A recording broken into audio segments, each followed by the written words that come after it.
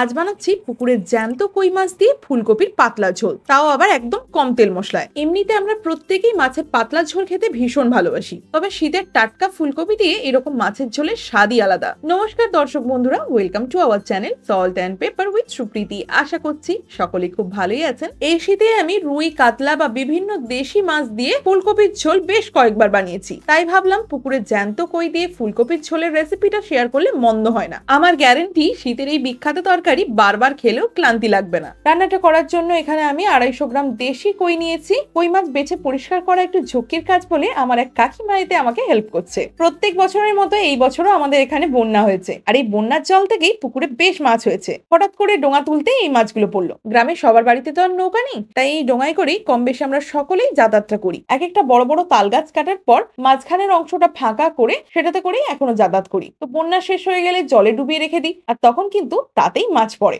দেখতেই পাচ্ছেন কথায় কথায় কত সহজে আমার কাকিমা মাছগুলো কেটে দিয়েছে। কই মাছে মাথা থেকে লেজ পুরোটাই আঁশ থাকে, তাই বাঁচতেও একটু সময় লাগে। মাছটা কেটে নেওয়ার পর খুব ভালো করে এইভাবে ঘষে ঘষে আঁশ তুলে ধুয়ে নিতে হবে। মাছগুলোকে ধোয়ার পর একটা প্লেটে নিয়ে নিয়েছি, কারণ এগুলোকে এখন ম্যারিনেট করব। তো প্রথমেই দিয়ে দিচ্ছি স্বাদ অনুযায়ী লবণ, হাফ চামচ গুঁড়ো হলুদ, 1/3 টিস্পুনের মতো লঙ্কা গুঁড়ো, সবশেষে দিচ্ছি 1 চামচ সর্ষের তেল। এবার নুন, হলুদ, লঙ্কা গুঁড়ো, সর্ষের তেল দিয়ে ভালো করে মাছগুলোকে কোট করে নিচ্ছি।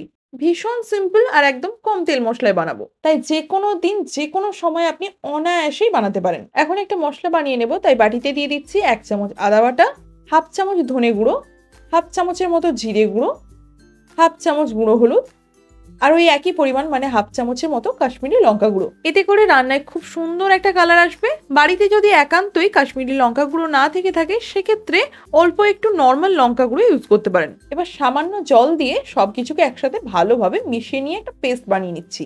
হয়ে গেছে। এবার কড়াইটাকে ভালোভাবে গরম করে এর মধ্যে 2 টেবিল স্পুনের মতো সর্ষের তেল দিয়ে তেলটাকে খুব ভালোভাবে গরম করে নিচ্ছি। তেল ভালোভাবে গরম হয়ে গেলে গ্যাসের ফ্লেমটা লো টু মিডিয়ামে রেখে বেশ কিছু ডালের বড়ি তেলের মধ্যে দিয়ে দিচ্ছি। এবার বড়িগুলোকে ভালো করে ভেজে নিচ্ছি। হয়ে গেছে। এগুলোকে এখন তেল ঝরিয়ে একটা ট্রেতে রেখে দিচ্ছি। কই মাছ দিয়ে ফুলকপির ঝোল আপনি বড়ি ছাড়াও বানাতে পারেন, তবে যদি বড়িটা অ্যাড করেন তাহলে কিন্তু রান্নার ফ্লেভারটা দ্বিগুণ হয়ে যায়। ওই একই তেলের মধ্যে সামান্য একটু লবণ অ্যাড করে দিলাম। এবার ম্যারিনেট করে রাখা কই মাছগুলো আস্তে আস্তে তেলের মধ্যে দিয়ে দিচ্ছি, তবে সবগুলো একসাথে দিচ্ছি না, দুটো ব্যাচ করে ভেজে নিচ্ছি। প্রথমে বড়গুলো ভেজে নিচ্ছি, তারপরে একসাথে সব ছোটগুলো ভেজে নেব। মিডিয়াম ফ্লেমে মাছগুলোকে উল্টে পাল্টে বেশ ভালো করে ভেজে নিচ্ছি। লবণটা দেওয়ার কারণে মাছ তেলে অ্যাড করার সময় একটু তেল গায়ে ছিটকে আসবে না। কই মাছ যেহেতু এক কাঁটার মাছ, তো বড় থেকে ছোট যে কেউ এই মাছ অনায়াসেই খেতে পারে। প্রথম ব্যাচের মাছগুলোকে বেশ ভালো করে ভেজে নিয়ে একই রকম ভাবে দ্বিতীয় ব্যাচের মাছগুলোকে তেলে দিয়ে উল্টে পাল্টে মিডিয়াম ফ্লেমে বেশ কড়া করে ভেজে নিচ্ছি। কই মাছ সহজ পাচ্য হয়, এটাকে যে কোনো বয়সের মানুষ অনায়াসেই খেতে পারেন। বড়ি আর মাছ ভাজার পর কড়াইয়ের বাকি তেলে একটা মাঝারি সাইজের ফুলকপিকে এরকম বড় বড় করে কেটে অ্যাড করে দিলাম। এবার আর কি স্বাদ অনুযায়ী লবণ দিয়ে 2 থেকে 3 মিনিট মিডিয়াম টু হাই ফ্লেমে ভেজে নিচ্ছি। ফুলকপি যাতে চট করে সেদ্ধ হয়ে যায়, তাই কড়াইয়ের ঢাকনাটা আটকে দিচ্ছি। এই অবস্থায় কিন্তু গ্যাসের ফ্লেমটাকে আমি লো টু মিডিয়াম করে দিচ্ছি। 4-5 মিনিট পর ফিরে এসে কড়াইয়ের ঢাকনা খুলে নিয়েছি। দেখুন ফুলকপি এখন সুন্দরভাবে ভাজাও হয়ে গেছে আর সেদ্ধও হয়ে গেছে। এগুলোকে এখন তুলে ওই একই ট্রের মধ্যে রেখে দিচ্ছি। এবার কড়াইতে 2 টেবিল স্পুনের মতো সর্ষের তেল দিয়ে তেলটাকে ভালোভাবে গরম করে এর মধ্যে 2টো তেজপাতা, 2টো থেঁতো করা ছোট এলাচ, 1 ইঞ্চ দারচিনি, 1/3 টিস্পুনের মতো গোটা জিরে দিয়ে কয়েক সেকেন্ড লো টু মিডিয়াম ফ্লেমে ভেজে নিচ্ছি। হয়ে গেছে। এখন মাঝারি সাইজের 2টো আলুকে এরকম বড় বড় করে কেটে তেলের মধ্যে অ্যাড করে দিচ্ছি। ওতেই দিয়ে দিচ্ছি স্বাদ অনুযায়ী লবণ। গ্যাসের ফ্লেমটাকে মিডিয়াম টু হাই রেখে আলুটাকে 2 থেকে 3 মিনিট ধরে ভেজে নিচ্ছি। এবার আর কি বানিয়ে রাখা মশলার পেস্টটা এর মধ্যে অ্যাড করে দিয়ে সবকিছুকে একসাথে মিশিয়ে নিয়ে ভালো করে কষিয়ে নিচ্ছি।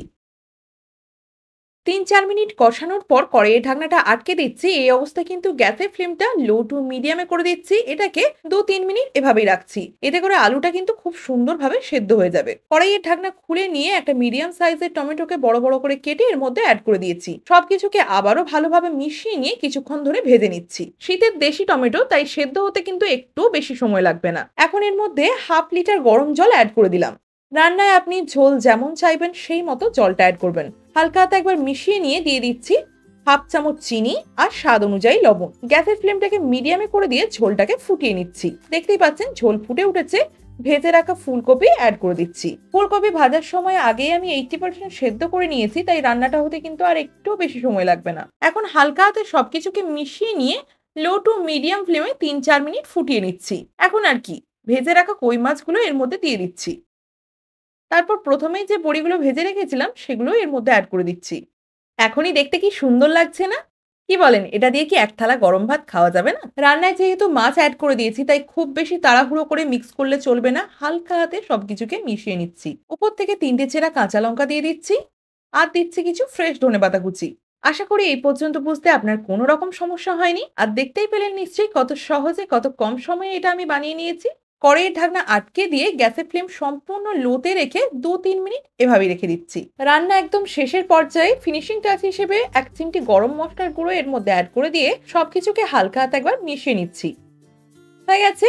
গ্যাসের ফ্লেমটাকে অফ করে দিয়ে 2-3 মিনিট স্ট্যান্ডিং টাইমে রেখে গরম ভাতের সাথে গরম গরম সার্ভ করব ফুলকপি দিয়ে কই মাছের পাতলা ঝোল। আজকের এই রেসিপি আপনার ভালো লেগে থাকলে লাইক, শেয়ার, কমেন্ট, চ্যানেলে নতুন বন্ধু হয়ে থাকলে চ্যানেলটি সাবস্ক্রাইব করার অনুরোধ রইল। ভালো থাকবেন, সুস্থ থাকবেন, ধন্যবাদ।